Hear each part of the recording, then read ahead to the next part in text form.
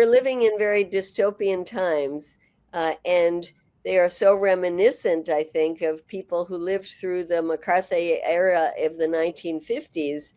And I wonder in those times if people at first laughed off these accusations and slanders and said, "Oh, that's so silly. Nobody's going to believe that," and then suddenly found themselves before the House Committee on Un-American Affairs.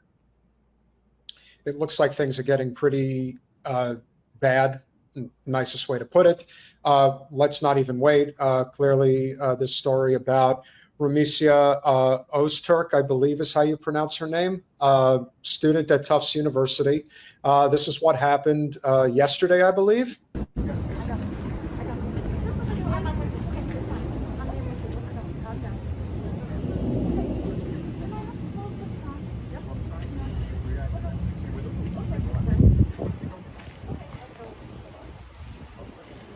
You guys covering your faces? You want to take those masks off?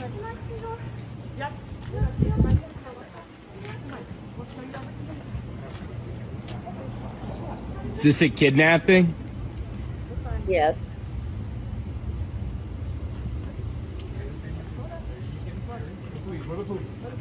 Yeah, you don't look like it. Why are you hiding your faces?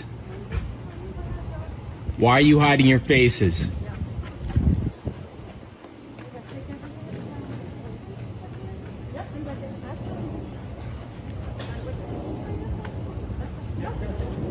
Terrifying to watch.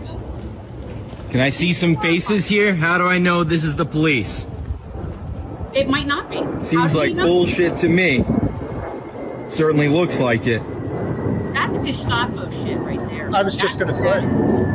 But what's freaking me out about it is not that they don't identify. I mean, they don't identify themselves. You don't know who these people are or what they're doing.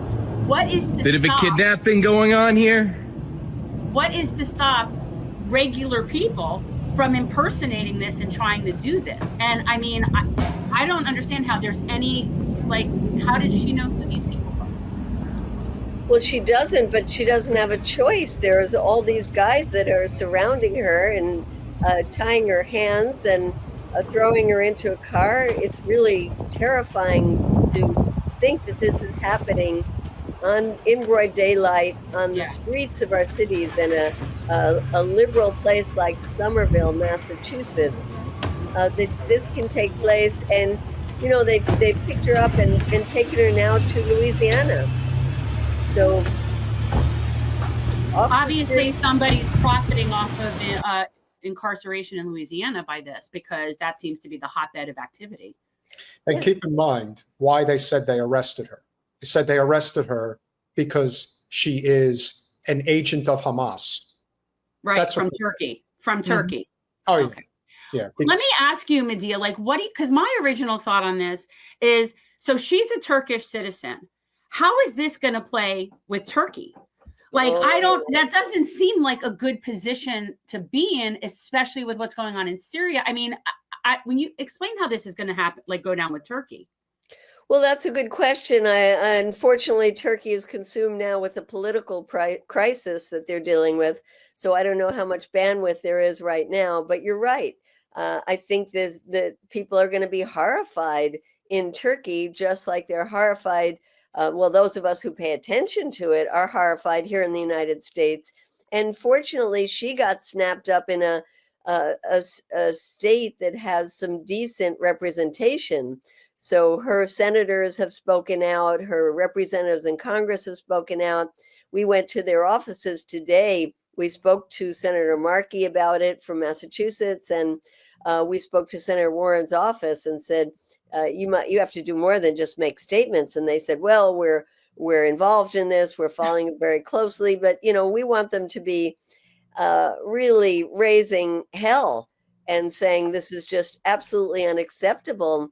And the hearing today was the time that could have happened, and it didn't. So we focus more on the bad feelings that some of the Jewish students have on campuses, rather than the kidnapping that's happening to people because she wrote an op-ed in the local paper about supporting the Palestinian cause.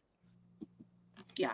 It seems that the reason that they're picking Louisiana is that it is the most, I guess, judicially friendly state to the cause. It doesn't surprise me. Louisiana is a whole legal hotbed. You know that they are the only state in the nation that does not use English common law.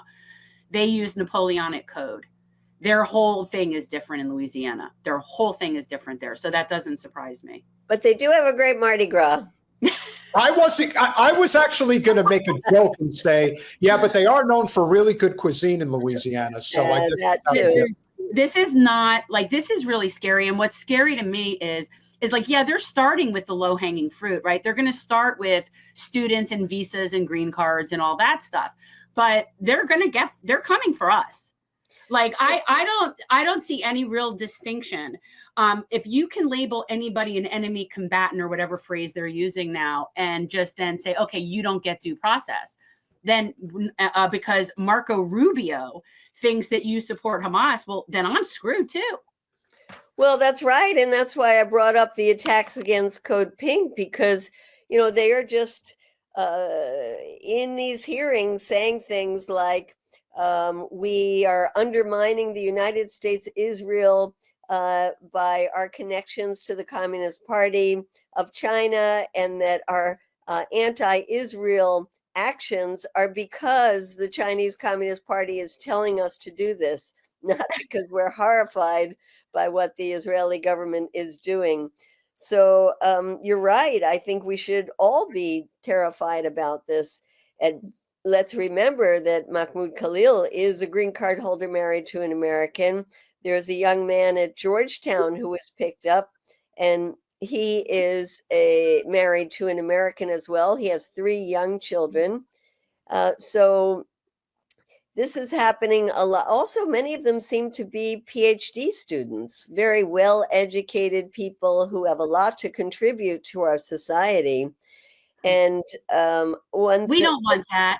We don't want that. We want stupid people here. We want our people dumb.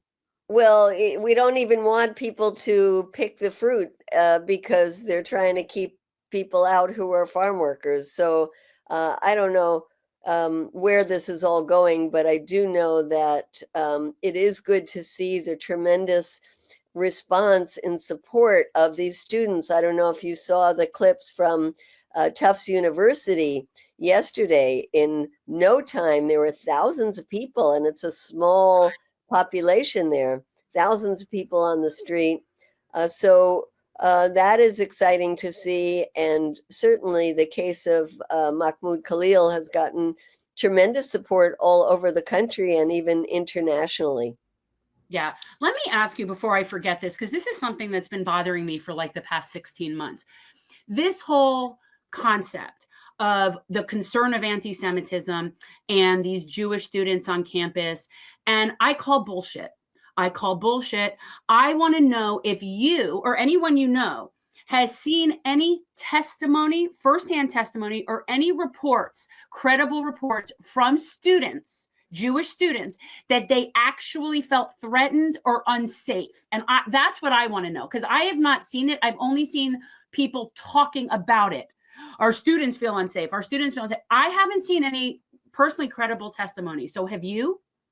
Well, there weren't any students today, but in other hearings, there have been students who said that they've had been walking through the quad on their campus and they were heckled and jeered and they're afraid to come out of their rooms. Look, let's not deny that when people are really riled up about a genocide that they're seeing, they might take it out on the Jewish students. I can see that that could happen. But to blow that up and make it like it's such a huge thing, in fact, so huge that Columbia University should not get $400 million because some students were made to feel uncomfortable.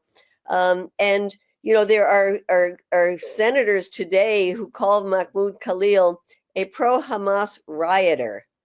I am in my 70s now. I went to Columbia University and I went to Tufts.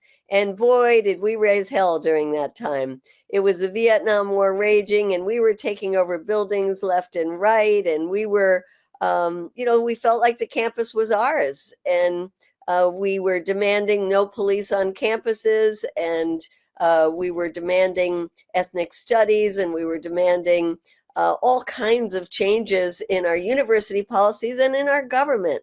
And never did I think that I would be picked up for that the students who were with me, who might be green card holders, would be picked up for that. We've gone downhill so much, and the universities are supposed to be places where these things are debated. If there are Jewish students who feel uncomfortable, well, let's get out and talk about that and figure out a way to solve that issue.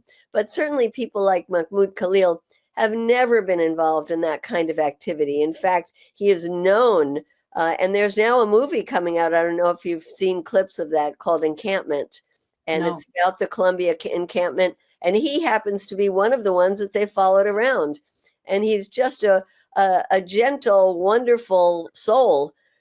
So they've picked people, the Turkish woman, the guy from Georgetown, they pick people who really were nothing but model students who were protesting a genocide and should be given an award for that, and not be kidnapped and thrown into some dungeon in Louisiana.